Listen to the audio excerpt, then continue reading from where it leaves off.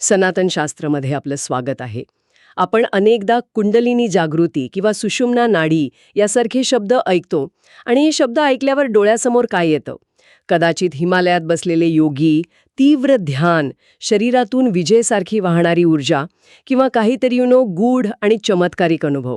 Social मीडियावर तर अशा अनुभवांची जणू काही स्पर्धाच लागलेली असते. पण काय होईल जर मी म्हटलं की खरी जागृती यापेक्षा खूप वेगळी, शांत आणि सहज असू शकते? आणि विशेष म्हणजे एका गृहस्थाश्रमी व्यक्तीसाठी, म्हणजे तुमच्या माझ्यासारख्या सामान्य माणसासाठी आणि एका संन्यासी व्यक्तीसाठी हा मार्ग पूर्णपणे भिन्न असतो.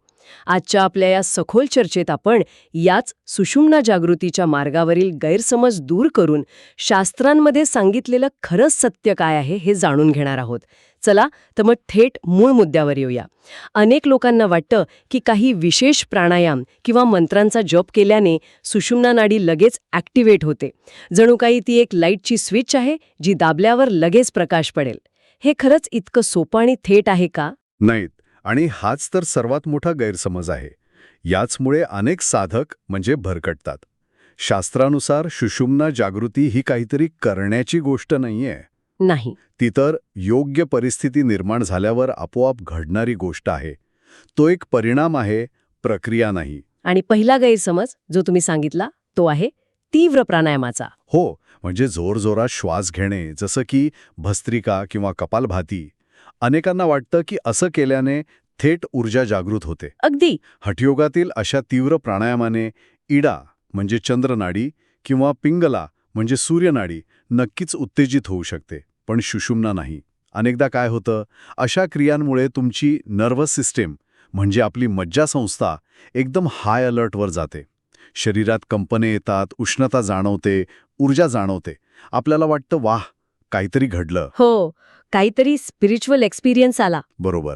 पण खरंच तर ते एका स्ट्रॉंग कॉफी पिण्यासारखं आहे. त्याने तात्पुरती जाग येते, पण ती जागृती नाही.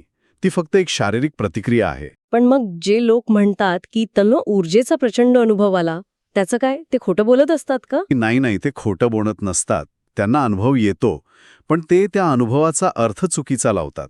तो मज्जासंस्थेचा अनुभव असतो, आध्यात्मिक जागृतीचा नाही. आणि दुसरा गैरसमज याशी जोडलेला आहे चमत्कारिक अनुभवांची अपेक्षा. लोकांना वाटतं की अचानक कुंडलिनी जागृत होईल, दिव्य प्रकाश दिसेल आणि एका रात्री ज्ञानप्राप्ती होईल. जसं सिनेमात दाखवतात तसं. बरोबर. पण असे अचानक आलेले अनुभव ते केवळ तात्पुरते असतात. याचं कारण चित्तशुद्धीचा अभाव. चित्तशुद्धीशिवाय मिळालेली ऊर्जा टिकत नाही, ती पुन्हा खाली येते. जसं कच्च्या मातीच्या भांड्यात पाणी टिकत नाही, तसंच अशुद्ध मनात ऊर्जा स्थिर राहू शकत नाही. आणि तिसरा गैरसमज जो आजकाल खूप कॉमन झाला आहे तो म्हणजे वर्कशॉप किंवा काही विशेष मंत्रांबद्दलचा. हे 5 मंत्र म्हणा आणि तुमची सुषुम्ना जागृत करा. हो, हा एक मोठा बाजार झालाय. मंत्र ही एक चावीसारखी आहे, यात शंका नाही. पण जर कुलूप गंजलेले असेल, तयार नसेल, तर जगातली कोणतीही चावी ते उघडू शकणार नाही. मंत्रासाठी साधकाची आंतरिक तयारी किंवा ज्याला आपण अधिकार म्हणतो तो आवश्यक असतो. ती तयारी नसेल तर मंत्र म्हणणं म्हणजे फक्त शब्दांची बडबड ठरते. आणि शेवटचा पण कदाचित सर्वात महत्वाचा गैरसमज केवळ ब्रह्मचर्य पाळण्याबद्दलचा. अनेक साधकांना वाटतं की ब्रह्मचर्य पाळल्याशिवाय प्रगती शक्यच नाही. बरोबर. पण इथेही एक सूक्ष्म फरक आहे.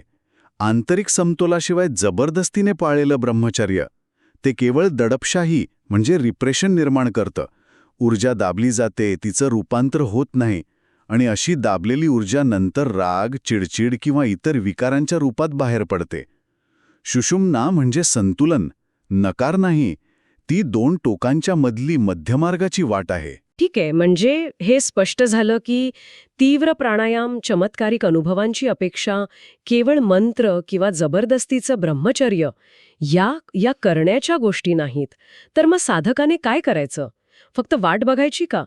की शास्त्रानुसार काहीतरी वेगळीच तयारी अपेक्षित आहे? खूप छान प्रश्न आहे. वाट बघायची नाही तर पात्रता निर्माण करायची. शास्त्र सांगतात की जेव्हा काही गोष्टी स्वाभाविकपणे घडतात तेव्हा सुषुम्ना उघडते. पहिली आणि सर्वात मूलभूत अट आहे प्राणसाम्य. हठयोग प्रदीपिके स्पष्ट म्हटलं आहे की जेव्हा प्राण म्हणजे सूर्यशक्ती आणि अपान म्हणजे चंद्रशक्ती समान आणि स्थिर होतात, तेव्हा श्वास आपोआप मध्यमार्गात म्हणजे सुषुम्नामध्ये प्रवेश करतो. प्राणसाम्य हे थोडं अधिक सोपं करून सांगाल का?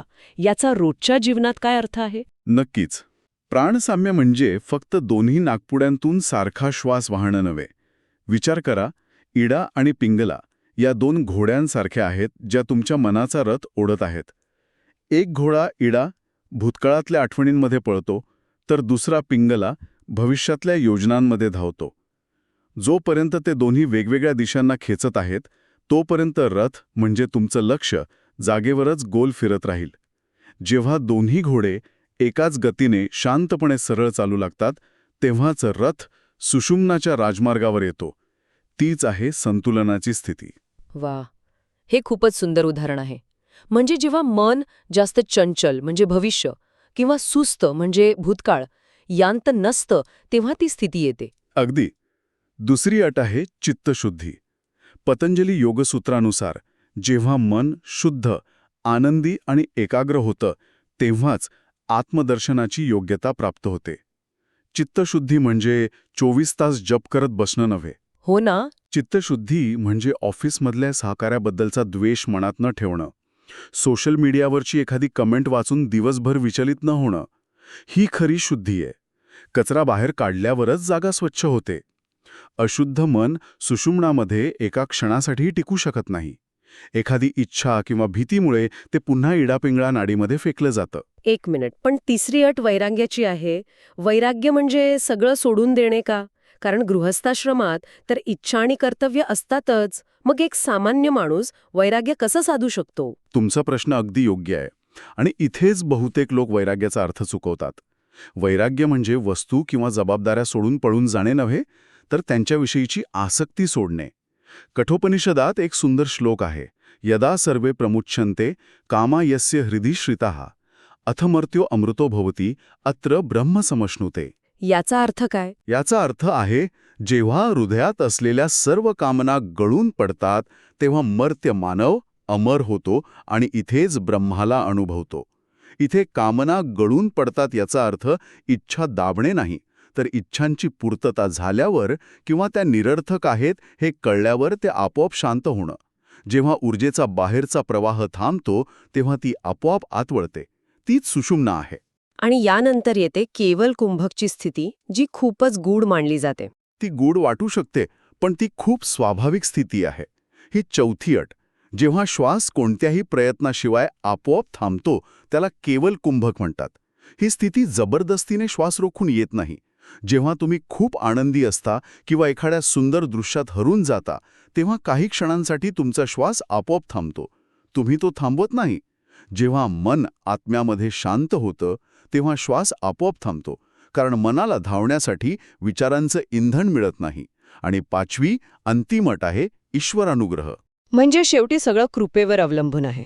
हो, श्वेताश्वतर उपनिषद सांगतं की ज्याची देवावर आणि गुरुवर परमभक्ती आहे, त्याच्यासाठीच हे सत्य प्रकट होतं. शेवटी आपलं तंत्र, आपला प्रयत्न एका मर्यादेपर्यंतच काम करतो. अंतिम दार कृपेनेच उघडतं. थांबा, हे सगळं ऐकून मला एक गोष्ट जाणवतीये. आपण सुषुम्ना जागृत करत नाही, तर आपण जेव्हा अडथळे निर्माण करणं थांबवतो, तेव्हा ती स्वतःच जागृत होते. हे अडथळे म्हणजे आपल्या अपूर्ण इच्छा, मी एक मोठा साधक आहे हा आध्यात्मिक अहंकार आणि सतत काहीतरी करत राहण्याची आपली सवय. तुम्ही अगदी अचूक पकडलं. सुषुम्ना ही आपली स्वाभाविक अवस्था आहे. आपण फक्त तिच्या वाटेतले दगड उचलण्याचं काम करायचं आहे. हा मुद्दा आजच्या काळात जगणाऱ्या बहुतांश लोकांसाठी खूप महत्वाचा आहे, कारण प्रत्येक जण एकाच साच्यात बसू शकत नाही. शास्त्रे सर्वांसाठी एकच मार्ग सांगत नाहीत, बरोबर? हो, आणि हा सर्वात महत्त्वाचा मुद्दा आहे. शास्त्रे आश्रमधर्मानुसार मार्ग सांगतात. सुषुम्ना जागृतीचा मार्ग गृहस्थासाठी आणि संन्यासासाठी पूर्णपणे वेगळा आहे. आणि ऋषींनी हा फरक मुद्दामून ठेवलाय, कारण दोघांची शारीरिक, मानसिक आणि ऊर्जावान रचना वेगळी असते. हे खूपच इंटरेस्टिंग आहे. मग संन्यासाचा मार्ग कसा असतो? त्यांची जागृती विजेच्या कडकडाटाप्रमाणे सरळ आणि वेगवान असते. त्यांची जागृती सरळ रेषेत म्हणजे व्हर्टिकल असते. त्यांचा क्रम आहे, प्रथम सर्व इच्छांचा त्याग आणि मग सुषुम्ना उघडते. कारण त्यांनी बाह्य जीवन, लैंगिक, सामाजिक या सर्व ऊर्जा आधीच आत खेचलेल्या असतात. त्यामुळे प्राणाला बाहेर वाहण्यासाठी जागाच नसते. तो थेट वरच्या दिशेने जातो. म्हणून त्यांना अचानक शांतता, दीर्घ कुंभक आणि शरीरापासून अलिप्ततेचा अनुभव येतो. आणि गृहस्थाचा मार्ग? मला वाटतं इथेच बहुतेक आधुनिक साधक गोंधळतात. ते संन्यासाच्या मार्गाचं अनुकरण करायला जातात. अगदी. आणि इथेच त्यांची गाडी अनेक वर्ष अडकून पडते. गृहस्थाची जागृती त्यागाने नाही, तर अनासक्त भावाने केलेल्या संपूर्ण सहभागाने, म्हणजे एंगेजमेंट विदाऊट अटॅचमेंटमधून होते. त्यांचा क्रम संन्यासाच्या अगदी उलट आहे. उलटा? हे कसं काय? हा विचारच क्रांतिकारक आहे. कारण आपल्याला नेहमी त्याग आधी करायला सांगितला जातो. हो. संन्यासी इच्छा संपवून सुषुम्न उघडतो, तर गृहस्थ आपलं कर्म आणि कर्तव्य पूर्ण करतो आणि त्या प्रक्रियेत त्याच्या इच्छा हळूहळू विरघळतात. गृहस्थाला कर्म टाळायचं नाही, तर ते पचवायचं आहे. विवाह, पालकत्व, नोकरी, व्यवसाय, सामाजिक संघर्ष या सर्व गोष्टी वासना जाळण्यासाठीच आहेत, त्यातून पळून जाण्यासाठी नाहीत. या एक प्रकारच्या अग्निकुंड आहेत. श्रीमद भगवद्गीतेत राजा जनकाचं सर्वोत्तम उदाहरण दिलं आहे, ज्यांनी राज्यकारभार सांभाळून सिंहासनावर बसून मुक्ती मिळवली. त्यांना कर्म सोडून देण्याची गरज नव्हती. म्हणजे एका गृहस्थाने जर संन्याशाचं अनुकरण करण्याचा प्रयत्न केला, जसं की जबरदस्तीने ब्रह्मचर्य पाळणे किंवा अकाली एकांतवास स्वीकारणे, तर ते त्याच्यासाठी हानिकारक ठरू शकतं. हानिकारकच नाही, तर ते त्याच्या प्रगतीतला सर्वात मोठा अडथळा ठरतं. असं केल्याने जागृती अनेक दशकं लांबते. याचं एक ऊर्जावान कारण आहे. गृहस्थाचं शरीर ऊर्जेच्या अभिसरणासाठी, म्हणजे सर्क्युलेशनसाठी बनलेलं आहे. त्याची ऊर्जा जगातल्या व्यवहारांमध्ये वापरली जावी यासाठी ते तयार झाले. तर संन्याशाचं शरीर ऊर्जेच्या धारणेसाठी, म्हणजे रिटेन्शनसाठी बनलेलं आहे. एकावर दुसऱ्याची पद्धत लादल्याने असंतुलन निर्माण होतं. दडपशाहीमुळे वासना अधिक तीव्र होतात आणि अकाली एकांतवासामुळे मनात राग किंवा भावनाशून्यता येऊ शकते. हे खूपच महत्वाचं आहे. म्हणजे गृहस्थाने संन्यासी बनण्याचा प्रयत्न करू नये, तर एक उत्तम गृहस्थ बनण्याचा प्रयत्न करावा. पण मग एक प्रश्न उरतो. जर गृहस्थाला विजेच्या कडकडाटासारखे किंवा चमत्कारिक अनुभव येणार नाहीत, तर मग त्याला प्रगती होत आहे हे कसं कळेल? त्याची लक्षणं काय आहेत? लक्षणं आहेत, पण ती खूप सूक्ष्म, शांत आणि दैनंदिन जीवनाशी निगडीत आहेत. साधक एका स्पिरिच्युअल ब्लॉकबस्टरची वाट बघत असतो. दिवे लागतील, आवाज ऐकू येतील. हो. पण गृहस्थाचा मार्ग हा ब्लॉकबस्टर नाही. तो एक स्लो बर्न फॉरेन फिल्म आहे. त्याचा परिणाम हळूहळू तुमच्या स्वभावात दिसतो, अनुभवात नाही. स्लो बर्न फॉरेन फिल्म, हे खूपच छान वर्णन आहे. मग काय आहेत ही सूक्ष्म लक्षणं? सुरुवातीला सुषुम्ना कायमस्वरूपी नाही, तर काही क्षणांसाठी उघडते. उदाहरणार्थ, तुम्ही एखादं काम करत आहात, जसं की बागकाम किंवा स्वयंपाक, आणि अचानक लक्षात येतं की काही क्षणांसाठी तुमचा श्वास आपोआप थांबला होता. किंवा तुम्ही ट्रॅफिकमध्ये अडकला आहात, बाहेर गोंधळ आहे, पण आतून एक प्रकारची शांतता अनुभवता येते. बाहेर कितीही गडबड असली तरी आतला केंद्रबिंदू स्थिर राहतो. आणि भावनांच्या बाबतीत काय बदल होतो? तोच एक मोठा संकेत आहे. तीव्र भावनांच्या क्षणीही साक्षी भाव टिकून राहणं. म्हणजे राग किंवा दुःख येतं, पण कुठेतरी आतून तुम्ही त्याला फक्त पाहत आहात. त्यात पूर्णपणे वाहत जात नाही. भावना येते आणि जाते, जसं आभाळात ढग येतात आणि जातात. तुम्ही आभाळ बनता, ढग नाही. याशिवाय झोपेत सजगता येणं, ज्याला ल्युसिड ड्रीमिंग म्हणतात, हे सुद्धा एक लक्षण आहे. आणि सर्वात महत्त्वाचं, दिवसभराच्या कामानंतर तीव्र थकव्यातही झोपण्यापूर्वी काही क्षण गाढ शांततेचा अनुभव येणं. ही तर सुरुवातीची लक्षणं झाली, पण खरी दीर्घकालीन प्रगती कशी ओळखावी? प्रगतीची खरी चिन्ह म्हणजे तुमच्या स्वभावात होणारे कायमस्वरूपी बदल. पहिला म्हणजे विनाकारण वाटणारा आंतरिक आनंद. तुमचा आनंद बाह्य गोष्टींवर अवलंबून राहत नाही. दुसरं, इतरांकडून मान्यतेची, म्हणजे व्हॅलिडेशनची गरज कमी होणं. तुमच्या कामाचं कोणी कौतुक केलं किंवा नाही, याने तुम्हाला फारसा फरक पडत नाही. हे तर खूप लिबरेटिंग असेल. नक्कीच. तिसरं, जबरदस्तीने नव्हे तर नैसर्गिकरित्या शिस्त लागणं. तुम्हाला सकाळी लवकर उठावंसं वाटतं, कारण ते शरीराला चांगलं वाटतं, कोणीतरी सांगितलंय म्हणून नाही. आणि चौथं आणि सर्वात महत्त्वाचं, भावनिक निचरा न होता करुणा निर्माण होणं. तुम्ही इतरांच्या दुःखात सहभागी होता, पण ते दुःख तुम्हाला खाली खेचत नाही. तुम्ही मदत करता, पण त्यांच्या कर्माचं ओझं स्वतःवर घेत नाही. म्हणजे माझ्या साधनेत काहीच घडत नाहीये असं वाटणं हेच कदाचित याचं लक्षण असू शकतं की आतमध्ये खूप काही शांतपणे घडत आहे. तुमच्या बॉसवरचा राग 5 मिनिटांऐवजी 4 मिनिटे टिकला तर ती प्रगती आहे. तीच खरी जागृती आहे. कारण गृहस्थ साधक संन्याशासारख्या नाटमय अनुभवांची अपेक्षा करतो जे त्याच्या मार्गात कधीच सांगितले नव्हते. तुम्ही अगदी अचूक निष्कर्ष काढला आहे. तर आजच्या या सखोल चर्चेचा सार असा आहे की सुषुम्ना हे जबरदस्तीने गाठण्याचं ठिकाण नाही. ती काही जिंकण्याची शर्यत नाही. ती एक अशी स्वाभाविक स्थिती आहे जी संतुलन, चित्तशुद्धी आणि आपला आश्रमधर्म प्रामाणिकपणे जगल्याने स्वतःच प्रकट होते. अगदी बरोबर. सुषुम्ना म्हणजे ती जागरूकता जी करता नाहीसा झाल्यावर उरते. जेव्हा तुम्ही काही करत नसता, जेव्हा तुम्ही फक्त असता, तेव्हा ती असते.